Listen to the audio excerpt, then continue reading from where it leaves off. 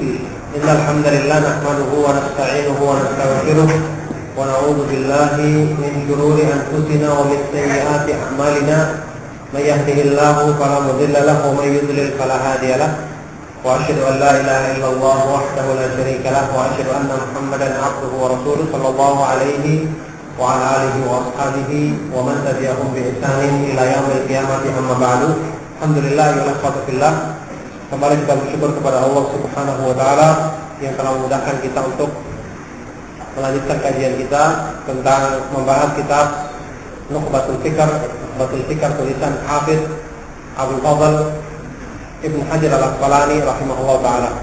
Ya, tentu saja kitab Nukhbatul Fikr ini adalah kitab ringkasan dan nubzah, ya, kesimpulan rangkuman dari ilmu mustalah hadis yang agung yang telah merupakan salah satu karya Al-Hafidz Ibnu Hajar yang dipuji oleh para ulama, yang mana Imam Al-Hafidz Ibnu Hajar adalah imam Ahlus Sunnah yang sangat terkenal dalam keutamaan beliau dalam masalah ilmu hadis dan istinbat daripada ilmu sunnah Nabi Sallallahu Alaihi Wasallam. Kitab Nukhbatul Fikr ini sendiri beliau telah syarah, ya, dijelaskan atau disyarah sendiri oleh beliau, dan tentu saja sebaik-baik yang mensyarah kitab aslinya adalah beliau sendiri, karena Ahlul Bait adra bima fihi, ya, namanya tuan rumah lebih mengetahui tentang isi rumahnya dibandingkan yang lainnya. Dalam kitab yang berjudul Nuzhatun Nazar, ya, fi tawdih Nukhbatul Fikr, Nuzhatun Nazar fi tawdih Nukhbatul Fikr, yang ditahqiq juga oleh Syekh Ali Hasan, maka ini termasuk buku yang sangat baik untuk dijadikan sebagai sandaran dalam memahami kandungan yang terdapat dalam hadis ini. Maka tidak asing bagi kita, ya, Imam Ibnu Hajar Al-Asqalani yang sangat agung dan terkenal dalam masalah keutamaan yang beliau miliki dalam masalah ilmu sunnah, ya, pemahaman yang mendalam tentang ilmu sunnah, baik itu riwayat maupun dirayah. Dari segi pemahaman terhadap riwayat hadis, yang paling terkenal adalah kitab beliau pembelaan terhadap Sahih Bukhari dalam kitab Taghliqut Ta'liq atau di Muqaddimah Fathul Bari, yang di situ beliau menjawab semua bantahan atau semua sanggahan yang dikemukakan kepada Imam Bukhari terhadap kitab Sahihnya dengan jawaban yang sangat istimewa sekali, yang mematahkan semua hujah-hujah orang-orang yang mengkritik Sahih Bukhari. Kemudian kitab-kitab beliau yang lainnya yang sangat bermanfaat, termasuk kitab Fathul Bari sendiri yang antum ketahui merupakan syarah Sahih Bukhari yang sangat agung, yang meskipun dia punya kesalahan-kesalahan dalam masalah takwil sifat-sifat Allah Subhanahu wa taala, tapi kitab ini dikatakan oleh para ulama tidak ada bandingannya, ya. Sampai-sampai Imam Syaukani mengatakan la hijrah ba'dal fath, ya. Tidak ada hijrah setelah ditulisnya Fathul Bari, maksudnya begitu. Kita tidak mencari syarah Sahih Bukhari yang lainnya setelah ditulisnya kitab Fathul Bari. Maka beliau sangat ma'ruf di bidang ilmu hadis, terkenal sampai tulisan-tulisan tentang masalah rawi-rawi hadis, ya. Waktu beliau meringkas dan menambah kitab Tahdhibul Kamal tulisan Imam Al-Hafidz Al-Mizzi, dalam kitabnya Tahdhibut Tahdhib, beliau meringkas kitab tersebut, kemudian menambahnya dengan faedah-faedah yang banyak sekali. Setelah itu diringkas lagi menjadi kitab Taqribut Tahdhib. Maka para ulama mengatakan bahwasanya orang-orang yang datang setelah Ibnu Hajar tidak akan mungkin lepas dari kitab-kitab beliau dalam masalah penjelasan hadis Nabi Shallallahu Alaihi Wasallam. Kemudian juga beberapa karya beliau dalam masalah, jadi kalau kita tahu Tahdhibut Tahdhib tadi khusus dengan perawi yang kitab Kutubus Sittah, kitab hadis yang 6, Bukhari, Muslim, Abu Daud, Nasa'i, Tirmidzi, Ibnu Majah. Kemudian dalam Lisanul Mizan untuk rawi-rawi yang diperselisihkan yang di luar Kutubus Sittah. Ini juga karya yang sangat agung sekali, yang di situ juga beliau banyak mentahzib, ya, meringkas, merangkum keterangan Imam Az-Zahabi dalam Mizanul I'tidal, kemudian ditambah. Dan hampir semua karya-karya yang ditulis oleh Imam Az-Zahabi itu rata-rata semua dirangkum kembali oleh Imam Ibnu Hajar, karena beliau pernah berdoa kepada Allah Subhanahu wa taala meminta agar dianugerahkan semua ilmu Imam Al-Hafidz Az-Zahabi kepada beliau, yang kemudian kata para ulama beliau mendapatkannya bahkan lebih daripada yang didapatkan oleh Imam Az-Zahabi. Masalah hasil dalam masalah ilmu hadis sangat terkenal sekali. Maka Beliau adalah termasuk imam yang dikatakan imam hafidh, penutup para penghafal hadis, yang untuk setelah beliau sangat sulit bagi seorang ibu bisa melahirkan anak seperti beliau. Kitab Nukhbatul Fikar Nukhbatul Fikar adalah kitab yang berisi rangkuman ilmu mustalah hadis. Sekali lagi, seperti yang saya terangkan tadi, ilmu mustalah hadis itu artinya adalah ilmu yang mempelajari tentang kaidah-kaidah dan patokan-patokan untuk menghukumi hadis, sanad dan matan hadis dari segi sahih atau tidaknya. Oleh karena itu, kalau ada orang yang menjelaskan tentang hadis cuma panjang lebar tapi tidak ada kesimpulan hukumnya sahih atau dhaif, maka ini dikatakan tidak mencapai tujuannya. Tidak ada gunanya panjang lebar kalau tidak ada penjelasan hukum. Demikian pula termasuk kesalahan kalau orang hanya sekedar mencantumkan hadis ini riwayat Imam Ahmad, Abu Dawud, kemudian tidak dijelaskan siapa ulama yang mensahihkannya. Ini banyak terjadi di kalangan para penuntut ilmu. Mereka mencantumkan sebuah hadis, menerangkan panjang lebar, padahal hadis tersebut belum dihukumi keadaannya, sanad dan matanya, apakah dia sahih atau tidak. Nah, oleh karena itulah ini diantara manfaatnya kita akan mempelajari ilmu sunnah. Kita mempelajari ilmu sunnah dalam masalah ini, ilmu mustalah al-hadis. Di antara manfaatnya adalah kita akan sedikit banyak mudah memahami penjelasan para ulama waktu menerangkan tentang masalah sanad. Sebagian dari kita menganggap hal ini sepele, menganggap sudahlah, yang penting Syekh Albani sudah mensahihkannya maka selesai masalah. Yang penting sudah ada ulama yang menjelaskannya hadis ini sahih atau dhaif maka sudah selesai masalah. Maka ini ibaratnya sama dengan waktu kita mempelajari salat, kita langsung mengambil kesimpulannya. Yang penting cara berdiri adalah seperti ini, caranya rukuk seperti ini, membaca qiraah seperti ini dan seterusnya. Maka ini jelas, meskipun bisa diterima bagi orang yang tidak punya kemampuan, cukup dia mengambil hukumnya dari ulama yang bisa dipercaya. Tapi jelas nanti dalam masalah membentuk keyakinan dia, membangun keyakinan dia terhadap satu amalan yang bersumber dari sunnah, itu berbeda pengaruhnya. Orang yang paham ilmu mustalah, memahami ilmu tentang sanad, yang dengan itu dia bisa melihat keadaan dari masing-masing perawi, bagaimana kekuatan mereka dalam meriwayatkan hadis. Apalagi kalau dia baca biografinya mereka bahwa imam ini sangat kuat hafalannya. Ketika dia membaca keterangan yang diriwayatkan oleh imam ini, satu hadis Nabi SAW, kemudian disahihkan oleh para ulama, maka dia akan mendapatkan keyakinan yang lebih dari dibandingkan dengan orang yang tidak paham tentang masalah tersebut, yang cuma tahu kesimpulannya saja. Yang dengan keyakinan yang lebih kuat ini, jelas amal yang dilaksanakannya juga semakin tinggi kedudukannya di hadapan Allah Subhanahu wa taala. Makanya diterangkan oleh para ulama seperti Ibnu Taimiyah, itu para ulama alul hadis terkadang mereka bisa merasa yakin dengan kebenaran satu hadis yang itu tidak dirasakan oleh orang yang selain mereka.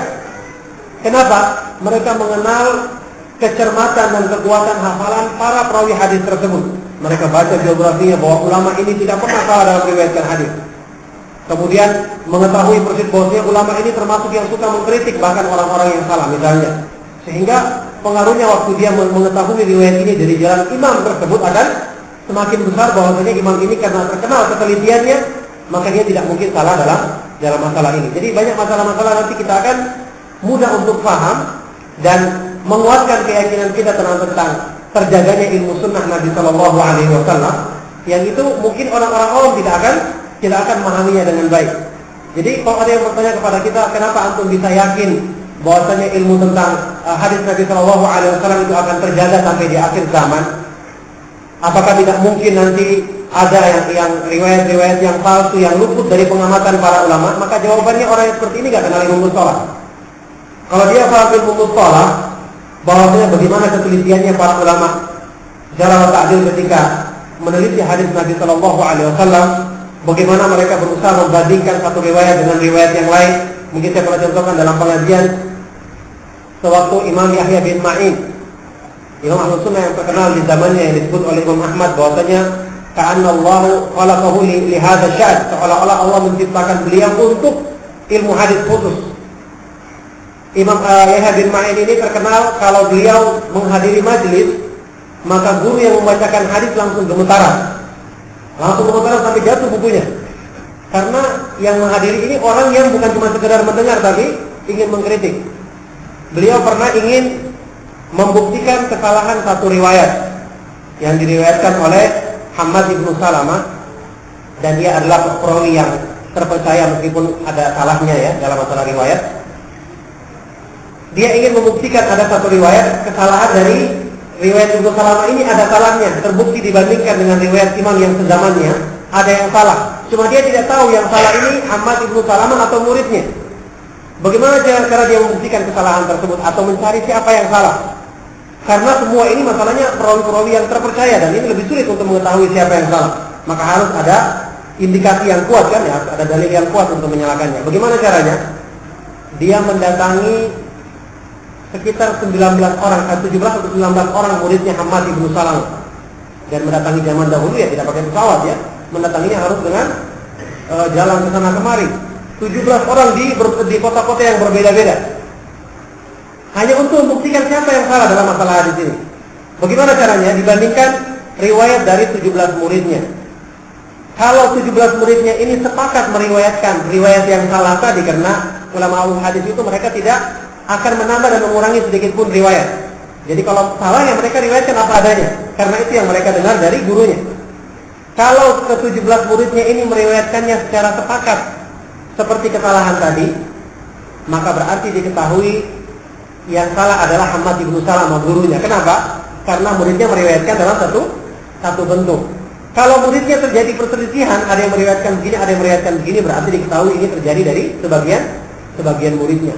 Hanya untuk ini saja dia harus berjalan sampai berbulan-bulan, hanya untuk membuktikan kesalahan tersebut. Nah ini orang yang paham ilmu mustalah, dia akan semakin yakin bagaimana ilmu sunnah ini dijaga. Kalau kita baca biografinya mereka tentang masalah ini, itu benar-benar mereka menghabiskan waktu khusus untuk benar-benar menjaga ilmu sunnah ini dari segala macam kerusakan-kerusakan yang bisa masuk padanya sesuatu yang tidak bersumber dari ucapan Nabi Shallallahu Alaihi Wasallam. Oleh karena itu syarat-syarat dalam masalah ini sangat berat. Kita ketahui para ulama yang meneliti derajat atau tingkatan masing-masing perawi itu, dia mengumpulkan semua riwayat-riwayatnya perawi ini. Ketika seorang ulama ahli jarh wa ta'dil ingin mengkritik riwayatnya seorang perawi, dia akan mengumpulkan riwayat perawi ini semuanya dari jalur riwayatannya. Kemudian riwayatnya ini akan dibandingkan dengan imam-imam yang terkenal, teliti dalam meneliti hadis yang sezaman dengannya. Nanti dari periwayatan ini dia akan simpulkan kalau yang mayoritas adalah benarnya, maka dia ini adalah orang yang diterima riwayatnya. Kalau lebih banyak salahnya, maka berarti ada kelemahan. Semakin banyak berarti semakin parah dan semakin ditinggalkan riwayatnya. Nah, untuk pekerjaan satu orang perawi saja, dia harus membutuhkan berapa waktu untuk bisa mengumpulkan semua periwayatnya. Sementara perawi hadis sangat banyak sekali. Kalau imam yang besar seperti Imam Bukhari tidak perlu diteliti karena sudah ketahuan jelas ketika Imam Ahmad bin Hanbal. Tapi kebanyakan perawi saat ini adalah perawi yang meriwayatkan hadis adalah perawi-perawi yang banyak di antara mereka ada yang salah, ada yang benar, ada yang tercampur hafalannya. Maka ini yang membutuhkan benar-benar waktu yang kalau bukan dengan taufik dari Allah Subhanahu wa taala, maka ilmu sunnah itu tidak akan terjaga.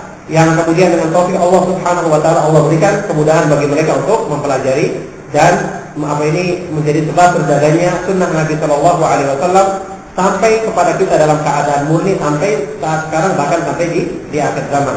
Oleh karena itulah mempelajari ilmu mustalah hadis sangat bermanfaat untuk ini, agar kita mudah memahami perkataan dari para ulama. Ya, kita lihat keterangan Al-Hafidz Ibnu Hajar dalam kitabnya Nukhbatul Fiqh.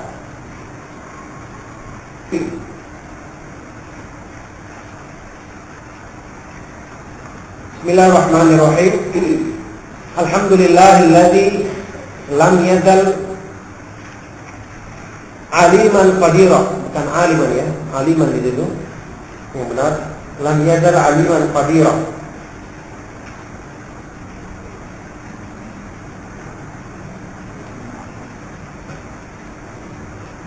Alhamdulillahilladzi lam yazal aliman qadira. Segala puji bagi Allah yang terus menerus Maha mengetahui dan Maha mampu atas segala sesuatu. Wa sallallahu ala sayyidina Muhammadin alladzi arsalahu ila an-nasi basyiran wa nadhira. Dan salawat Allah Subhanahu wa taala semoga selalu terlimpahkan kepada Nabi kita Nabi Muhammad sallallahu alaihi wasallam yang diutusnya kepada manusia untuk memberi kabar gembira dan peringatan, sebagai pemberi kabar gembira dan peringatan. Wa ala ali Muhammadin wa sahbihi wa sallama tasliman katsira, dan kepada keluarga beliau, dan sebaik-baik penafsiran dari ali Muhammadin sallallahu alaihi wasallam kata Syekh Shalih Fauzan adalah atba'uhu fi dinihi, orang-orang yang mengikuti petunjuk beliau dalam agama. Itu artinya ali, ini keluarganya Nabi sallallahu alaihi wasallam. Dan para sahabatnya, serta semoga juga salam ya, salawat dan salam dari Allah Subhanahu wa taala tercurahkan kepada beliau dengan salam yang banyak.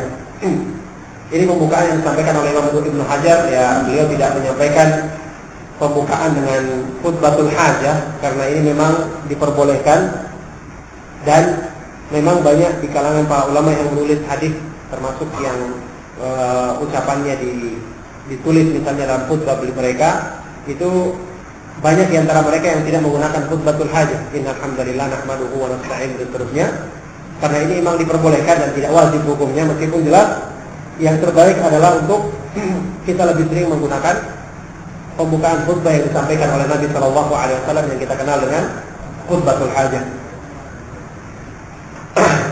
Amma ba'du, adapun selanjutnya ini masih muqaddimah yang beliau sampaikan, dan tentu saja membuka dengan basmalah ini adalah dalam rangka mengikuti Al-Qur'anul Karim dan mengikuti petunjuk Nabi Shallallahu Alaihi Wasallam, yang mana surat-surat yang beliau kirim kepada raja-raja yang beliau dakwai untuk masuk Islam selalu dimulai dengan Bismillahirrahmanirrahim. Amma ba'du, adapun selanjutnya, fa inna at-tasanifa fi istilahi ahli al-hadits qad kafurat. Ini itu yang ada keliru ya, qad al-ghurama itu keliru dan tidak ada artinya itu. Yang benar qad kafurat wa busitat wa qusirat. Adapun selanjutnya, maka sesungguhnya at-tasanif, tulisan-tulisan dalam ilmu mustalah hadis, dalam ilmu istilahnya atau mustalahnya para ulama ahlul hadis, itu telah banyak ditulis dari zaman ulama yang terdahulu dalam keadaan belum disusun dengan baik sampai ulama zaman sekarang. Kemudian busito telah diterangkan secara panjang lebar dan juga telah diringkas. Dan ini memang merupakan sunnah dari para ulama ya. Mereka berusaha untuk menjelaskan dan mengambil bagian dari menjelaskan ilmu sunnah Nabi Shallallahu Alaihi Wasallam, yang sampai kemudian setelah melalui beberapa tahapan akhirnya terbentuk atau ditulislah buku yang lebih teratur dengan mengambil manfaat daripada ulama-ulama yang terdahulu. Seperti Ibnu Hajar dalam beberapa buku beliau, saya katakan tadi, beliau meringkas menyimpulkan, merangkum tulisan dari ulama yang terdahulu, kemudian ditambahkan untuk menyempurnakan faedah tersebut. Maka ini sangat bermanfaat. Oleh karena itulah para imam besar seperti Al-Khatib Al-Baghdadi, kemudian setelahnya ada Al-Hafidz Al-Mizzi, Az-Zahabi, Ibnu Hajar, ini mereka berempat ini adalah orang-orang yang Allah Subhanahu wa taala berikan taufik untuk menjaga sunnah Nabi Shallallahu Alaihi Wasallam, yang semua ahli hadis yang datang setelah mereka membutuhkan dan tidak akan mungkin bisa lepas daripada mengambil manfaat dari kitab-kitab yang mereka tulis.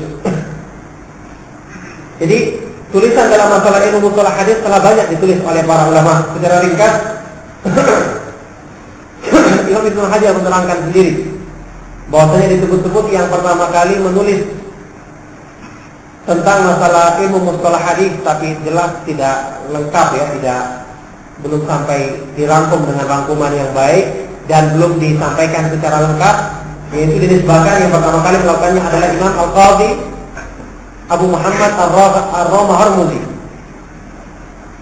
Ar-Ramaharmuzi dalam kitabnya yang terkenal muhadditsul fasil bainar rawi wal wa'i. Al-muhadditsul fasil bainar rawi wal wa'i. Ini dicetak dalam bentuk satu jilid yang tebal ya.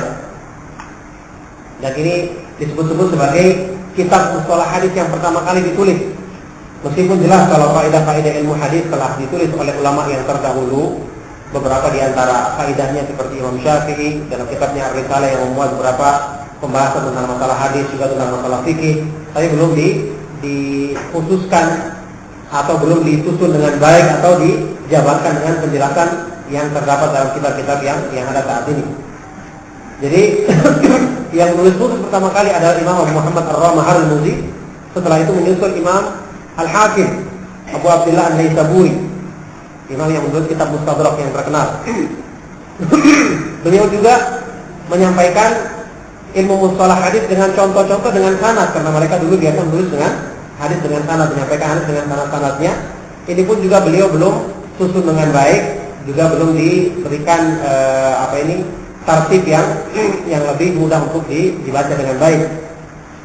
Setelah itu Imam Abu Nu'aim Al-Asbahani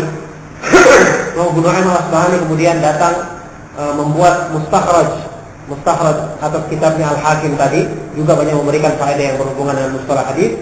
Setelah itu Al-Khatib Al-Baghdadi, Imam Khatib Al-Baghdadi yang sangat terkenal dengan kitab-kitab beliau dalam bidang hadis Nabi Shallallahu Alaihi Wasallam, adalah kitab yang terkenal dengan kitab Al-Kifayah fi Ilmu Riwayah.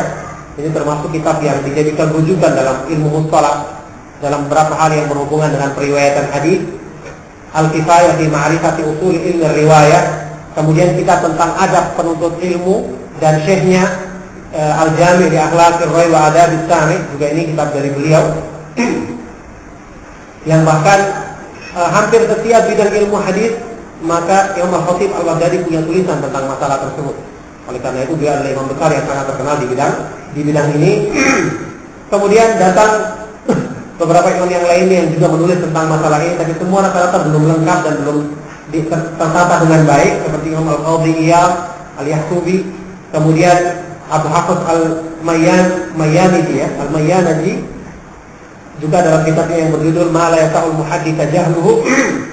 Sampai kemudian tulisan-tulisan ini dibuat ya dengan terpisah-pisah dan belum lengkap, ada di antaranya yang saling mengkritik, sehingga datanglah Imam Al-Hafiz Abu Amr Utsman ibn Salah Asy-Syahruzuri, imam yang sangat terkenal yang pernah tinggal di daerah Dimashq ya, di wilayah Syam sana, di daerah Damaskus ya, Suriah.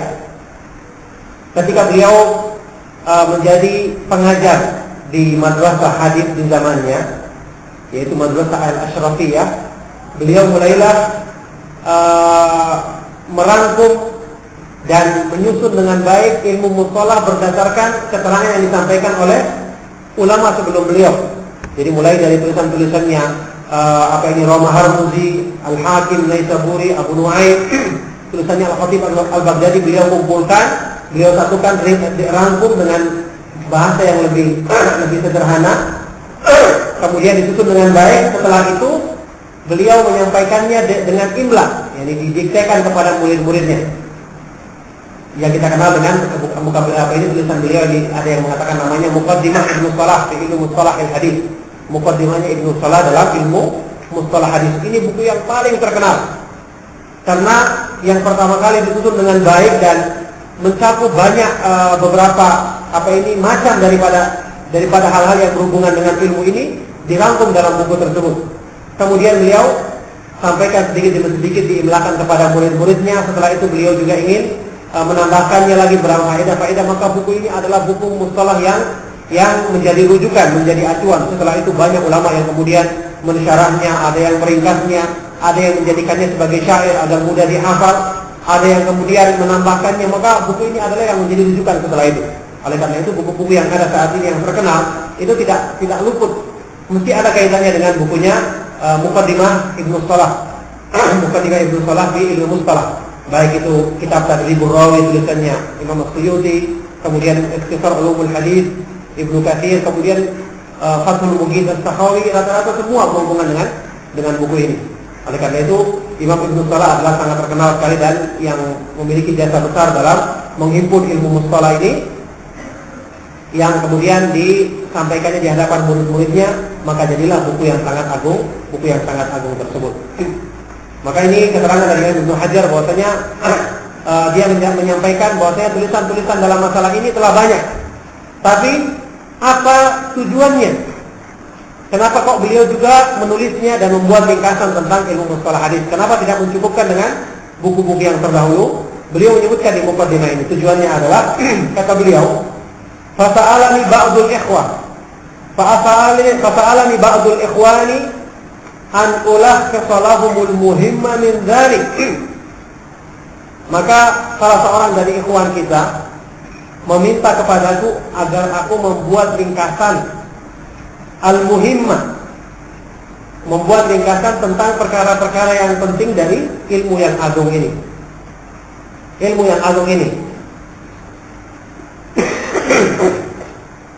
Jadi ini sebabnya beliau menulisnya. Yang pertama adalah karena ingin menjawab atau ingin memenuhi permintaan dari ikhwan tersebut, yang kemudian ternyata memang kitab ini mendapat sambutan dari para ulama, para tulabul ilmi melakukan perjalanan untuk bisa menulis kitab ini, menyalin kitab ini, kemudian mereka hafalkan, dan sampai saat ini kitab ini, kitab Ibnu Hajar ini Nukhbatul Fikr dijadikan lomba-lomba dalam menghafal yang berhubungan dengan ilmu mustalah hadis, dan ini termasuk sangat baik kalau berusaha kita menghafalnya. Maka salah seorang dari ikhwan meminta agar aku meringkas pembahasan-pembahasan penting dari ilmu yang agung ini. Fa'ajabtuhu ila su'alihi, maka kemudian aku pun memenuhi permintaannya. Ajabtuhu ila su'alihi raja'al indiraji fi tilkal masalik, karena aku berharap agar bisa indiraj, masuk ke dalam masalik, yakni jalannya para ulama ahli hadis yang mereka menulis tentang ilmu mustalah hadis dari para ulama yang terdahulu sampai sekarang. Jadi beliau ingin termasuk ke dalam para ulama yang memberikan perhatian dengan ilmu yang agung ini. Maka beliau pun menjawab permintaan dari salah seorang ikhwan tersebut, kemudian membuat tulisan yang sangat bermanfaat ini, yang kemudian saat ini Allah Subhanahu wa taala mudahkan kita untuk mempelajarinya. Di keterangan beliau dalam kitab Nuzhatun Nadhar, Ibnu Hajar rahimahullah taala menjelaskan, "Fabalagtu fi syarhiha fil idahi wal tawjih wa nabbahtu ala khabaya zawayaha li'anna sahibal baiti adra bima fihi wa dhahara li anna iradahu ala suratil basti alyaqu wa danjaha dhimna tawdihiha awfaqu fasalatu hadhihi at-tariqata al-qalilah al-masalik." Kata beliau, kemudian aku berusaha bersungguh-sungguh dalam menjelaskan dan mengarahkan makna daripada kandungan yang terdapat dalam ringkasan ini, dan aku juga mengingatkan tentang faedah-faedahnya yang tersembunyi, karena penghuni rumah itu lebih mengetahui apa yang terdapat dalam rumahnya. Artinya beliau sendiri kemudian menjelaskan tentang kandungan yang terdapat dalam kitab yang agung ini. Oleh karena itu sangat dianjurkan bagi siapa yang ingin paham lebih dalam tentang kitab Nukhbatul Fikr untuk membaca keterangan Ibnu Hajar dalam tulisan beliau sendiri Nuzhatun Nadhar. Ya. Maka inilah kita perhatikan di sini Imam Ibnu Hajar rahimahullah taala menyebutkan sebab beliau ikut serta berupaya untuk menghidupkan sunnah Nabi Shallallahu Alaihi Wasallam dengan menulis kitab yang agung ini. Yang kemudian kitab ini dipuji oleh para ulama, dan Ibnu Hajar sendiri adalah imam yang mendapatkan pujian dari banyak ulama dari tulisan-tulisan beliau, termasuk guru-guru beliau sendiri,